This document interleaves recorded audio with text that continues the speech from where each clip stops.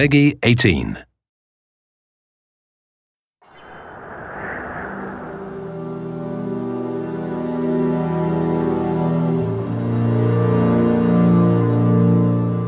If we were to have a mission in the game space, it's that we want to bring the player to make them a participant in the narrative.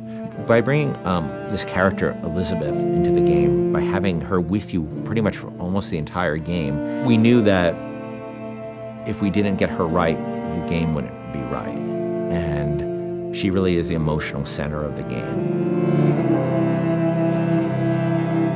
This character, Elizabeth, she comes from a pretty dark place. But she's also got an incredible amount of enthusiasm for life. And when we found Courtney, I think we found somebody who could do both. I don't dance. Come on, let's go. Why? What could be better than this?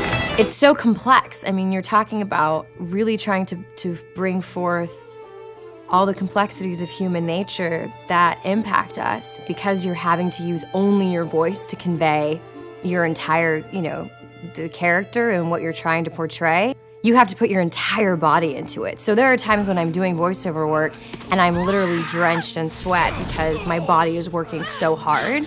Hey! Knock it off! Stop it! Will you stop it? I'm not here to hurt you. Who are you? My name is DeWitt. I'm a friend. I come to get you out of here. Get away!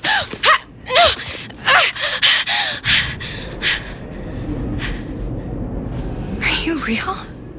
It's not these one-note emotions, and I think that's what was so important to us as a collaborative team, to be really putting forth a narrative that was strong and that was complex and that was, reflective of how deep and the myriad of emotions that the human beings experience.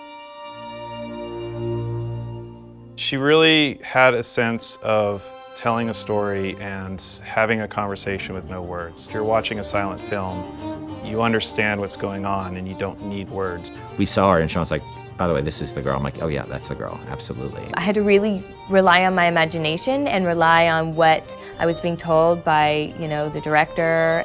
Weird for me to see myself, literally, every movement that I did. Yeah. I mean, I see myself in it. I mean, it might not be my face, but the thing is she's actually in a world. When I did it, I was in an empty room. Yeah. They put me out into this giant sort of basketball court, it looked like, with stuff taped out on the floor that was sort of like the imaginary, world.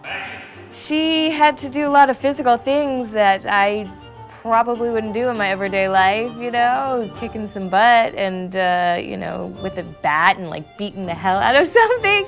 It just started to feel like it was my voice, I just really started to connect with it physically, and this voice was all one. I don't understand, how could we get there? The incredible voice acting and the incredible motion capture acting was the most useful and inspiring element that we could have had for Elizabeth. Liz will follow you around the world, and if you decide that you don't want to go where she thought you were heading, she can handle that really, really cleverly. She will stop if you stop. She will keep running if you decide that you're not interested in what you're doing here. She will be by your side no matter what you end up doing. The moment you come up against a character who's just sort of standing there, or behaves robotically, or behaves in a way that is so alien to what you'd expect out of a human being, you just shut them off. And you just say, oh, they're just a video game character. I don't need to worry about feeling anything about them. And so we tried a lot of things. We tried to make Liz have emotions so that she can react to things in the world and things that you do. For example, we might say that Liz will feel comfortable leaning against this wall, but she'll do so with her arms crossed. And she'll do so with her back slightly turned towards you. And that difference of just a few degrees is enough to make the player feel that they're really in the doghouse.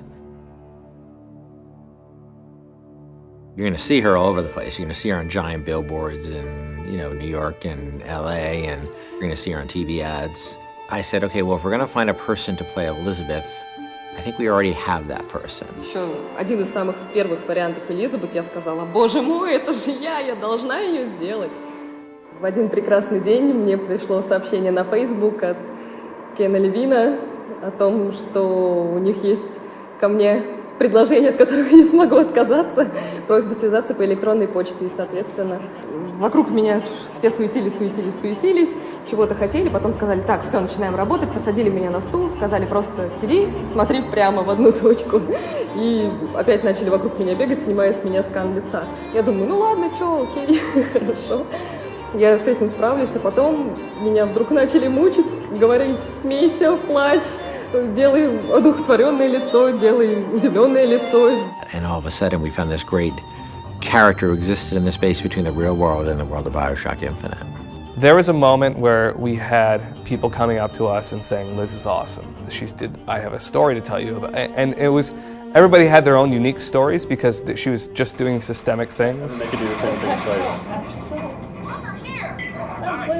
I actually get people telling me things that there's no way I could know about. Like, say there's one of the combat's kicking off and they're having this incredible moment where they're running around the place and smashing someone in the face and blowing someone else up with a shotgun, and they've suddenly, a huge big boss man comes up and they just go click.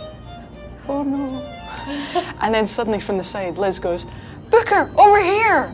You press the button, she throws it, you grab it and just go boom! And they come up to me and go, and it was amazing! I was like, yeah, me and Liz, we're gonna kick ass, nothing we can't do. That's right.